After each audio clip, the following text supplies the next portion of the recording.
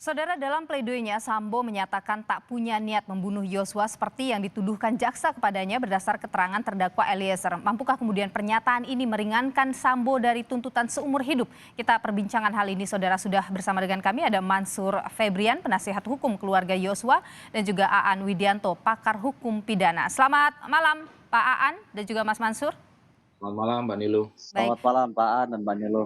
Ya, saya ingin ke Pak Mansur dulu ini terkait dengan pledoi yang disampaikan oleh Sambo.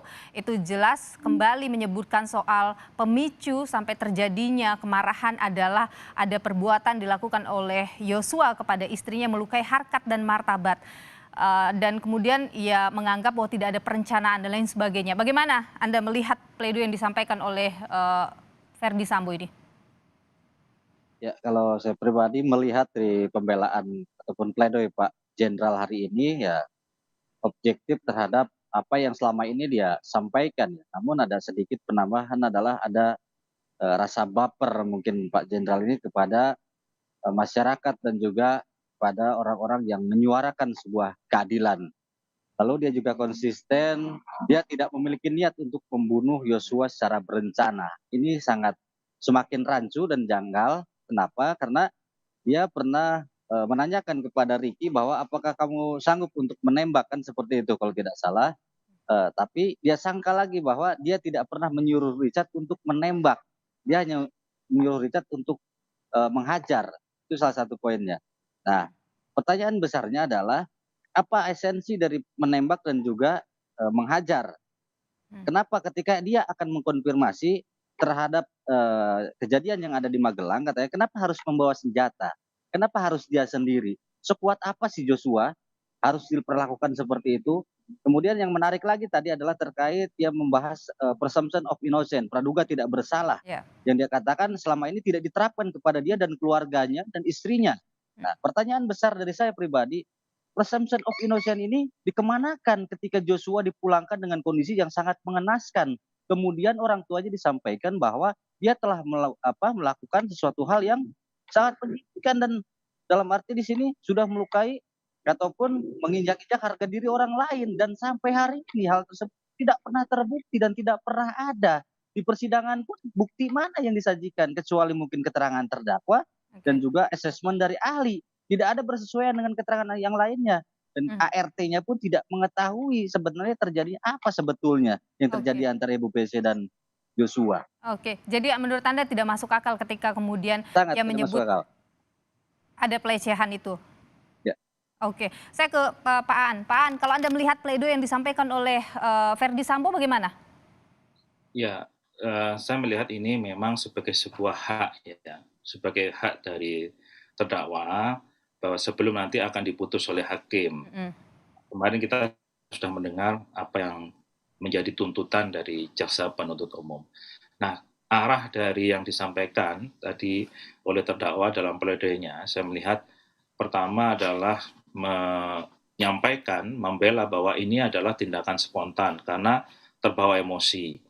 Karena ada situasi kemudian melewati rumah dinas ya di Duren 3 dalam hal itu kemudian melihat kuat tadi disampaikan di depannya sehingga spontan tindakannya spontan.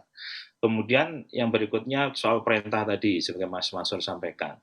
Ya, yang disampaikan memang agak berbeda memang antara yang di Duren 3 dengan yang di Saguling. Kalau di Saguling ada kata tembak ya.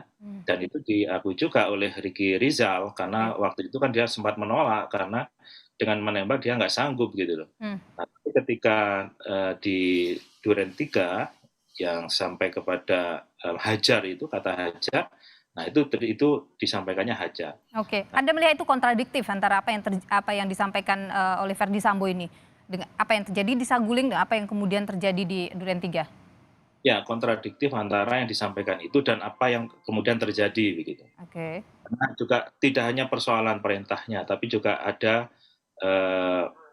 perintah untuk mengisi magazine misalnya. Nah, ini kan tidak mungkin hajar dengan cara mengisi magazine. Oke. Ini yang saya kira juga beberapa hal yang cukup agak kontradiktif. Cukup kuatkah pledoi dari Sambo ini untuk meloloskan dia dari pidana seumur hidup, Pak Aan? Ya, sebagai sebuah hak ya memang harus dilakukan dalam bentuk menolak, menyanggah ya, atau melakukan, perlawanan di muka persidangan. Hmm, Ya ini memang memang sebagai sebuah hak yang terakhir ya. oke. Dan menurut, keterangan terdakwa bahkan pledoinya, ya memang ini tidak berencana kan begitu. Mm-mm. Dan kalau terjadilah penembakan sebagai sudah disampaikan oleh FS dalam persidangan, saya akan bertanggung jawab misalnya begitu kan. Nah arahnya memang ke, pembunuhan biasa. Oke, jadi dia inginnya dibawa ke pembunuhan biasa. Dalam pledoinya ini dia juga berkali-kali dia menyebut bahwa dia tidak memerintahkan untuk menembak kepada Eliezer. Ia juga membantah soal ada penyerahan peluru kepada Eliezer di rumah Saguling. Ia juga mengaku kaget karena tiba-tiba Eliezer melakukan penembakan itu. Apakah Anda melihat arahnya adalah ini membebankan semua peristiwa itu kepada Eliezer? Iya, iya. Kalau di dalam keterangan persidangan pada waktu disampaikan memang dengan perintah bukan tembak kemudian hajar, kemudian, tindakannya spontan dan tadi ada ditekankan berhenti kan gitu kan, ada perintah berhenti, ini memang, mengarah kepada itu spontanitas dari Eliezer.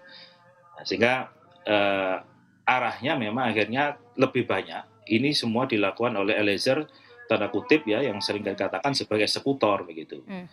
Nah, ini yang coba untuk ditekankan dalam pembelaannya. Oke, tadi ia kan mengakui bahwa memang ia sempat memanggil Ricky Rizal dan menanyakan soal minta untuk di-backup kalau misalnya Yosua akan menembak. Apakah kemudian ini sudah bisa menguatkan bahwa perencanaan itu memang terjadi? Ada unsur perencanaan itu terpenuhi dalam kasus ini?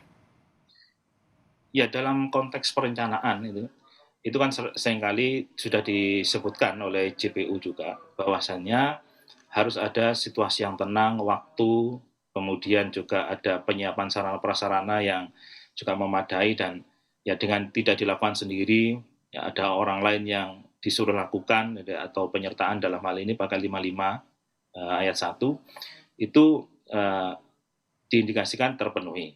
Nah, sebenarnya yang tadi disampaikan untuk perintah hajar ya, itu kan juga masih ada perlu pembuktian didukung oleh pembuktian yang lain, misalnya dari sisi balistik. Kenapa? Karena kalau perintah tadi adalah berhenti ketika Richard menembak. Nah, Richard kan Eliezer menembak itu kan hanya 3 sampai 4 kali Ya. menembak. Tapi kan hasilnya ya antara masuk dan keluar itu kan sekitar 7 dan 6 ya kan begitu kan. Nah, ini kan berarti ada sisa. Nah, pertanyaannya siapa yang penembak sisanya ini begitu.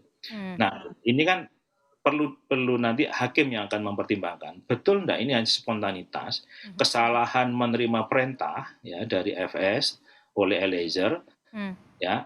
Kemudian dari 2 bukti yang ada ini, alat bukti inilah yang kemudian nanti akan dijadikan oleh hakim sebagai dasar ya dalam membuat putusan itu. Oke, baik. Tentu hakim pasti akan bisa berpikir jernih melihat dari fakta-fakta persidangan. Saya ingin ke Pak Mansur dulu. Jadi Pak Mansur ketika kemudian dalam pledoinya ini Sambo terus mengatakan bahwa semua ini terjadi karena ada hal yang dilakukan oleh Yosua kepada istrinya sampai kemudian terjadi pembunuhan itu. Apa kemudian yang ingin disampaikan oleh pihak keluarga terkait dengan hal ini? Ya, yang ingin kami sampaikan dari pihak keluarga tentunya mengharapkan Pak Sambo itu bertobat dan jujur sejujur-jujurnya. Dari awal itu permintaan kami. Lalu dari pledoinya yang disampaikan hari ini justru makin membuka sebuah tabir bahwa dia seorang yang tidak gentle mengakui sebuah kesalahannya pribadi. Dia cenderung melemparkan kepada orang lain. Oke. Kalau dia memang konsisten membela harkat dan martabat pada dirinya untuk melindungi keluarganya, dia tidak perlu meminta bantuan kepada RR, kemudian dilanjutkan oleh Baradae, itu tidak perlu sebetulnya. Karena dia memiliki cukup waktu yang sangat panjang. Kenapa saya katakan begitu? Bu Pc sudah menyampaikan bahwa terjadi hal-hal demikian yang katanya disampaikan dalam persidangan ya. Kemudian ketika sampai di Jakarta itu ada jeda waktu dia berpikir untuk mengkonfirmasi. Makanya saya tanyakan, sebengis apa sih Joshua sehingga dia ketakutan dan harus menyuruh orang lain? Kemudian sekuat apa sih Eliezer tiba-tiba dia diperintahkan untuk menghajar? Oke. Kalau misalnya kita diadukan antara Joshua dan Eliezer secara tanpa melakukan senjata, saya yakin Eliezer akan terkapar kalau berantem. Tapi karena ini menggunakan senjata, dia katakan dia tidak pernah memerintahkan untuk menembak, itu suatu hal yang logika yang lompat-lompat tidak jelas menurut saya. Oke, Itu sesuatu pledoi. hal hanya pledoinya dia juga menunjukkan bahwa dia cenderung menyalahkan kepada Polri sendiri. Dia katakan saya sudah berulang kali mencoba untuk menjelaskan, namun tidak ada yang mau mendengarkan saya. Tapi dia berulang kali meminta maaf kepada Polri. Di mana konsistensinya Hmm. terhadap seorang mantan jenderal ini? Kemudian juga menganggap bahwa peradilan yang dijalani adalah peradilan sesat. Karena kenapa? Karena masyarakat ini ikut berkomentar melihat persidangan ini. Kenapa masyarakat juga ikut berkomentar? Karena ya kebohongan yang dia lakukan, skenario yang dia lakukan kepada masyarakat, dan citra dia memperburuk Polri, itu jangan salahkan kepada masyarakat, tapi introspeksi kepada dirinya sendiri. Dia akui secara gentle, tidak akan ada masyarakat Oke. berkomentar macam-macam. Oke, baik. Pak Aan, kalau Anda sekali lagi saya ingin dari sisi pengamatan Anda, pandangan Anda sendiri bahwa pledoi ini mampukah akan menggugah dan bisa menurunkan vonis hakim kepada Sambo? Ya, kalau saya sih masih belum ya, karena Belum. ini hal yang baru ya dari apa yang disampaikan oleh Pak FS ya dalam pledoinya begitu. Dan beberapa fakta persidangan juga sudah menyangkal, misalnya tadi ya saya sampaikan soal perencanaan ini adalah spontanitas. Oke. Ini di dalam persidangan sudah dibahas berkali-kali begitu ya, Oke. persoalan ini. Dan sudah ada dalam tuntutan jaksa ini juga sudah disampaikan unsur perencanaannya berikut fakta-fakta persidangannya. Oke, jadi pledoi Sambo masih lemah untuk kemudian meloloskan dia dari 340. Pak Aan, kita akan lanjutkan. Pak Aan akan tetap bersama kami untuk dilanjutkan di sesi selanjutnya. Pak Mansur, saya terima kasih Anda sudah bergabung bersama dengan kami di Sapa Indonesia Malam, penasihat keluarga atau penasihat hukum dari keluarga Yosua. Sehat selalu Pak Mansur. Pak Aan, kita akan Terima ketemu kasih. sebentar lagi. Selamat malam.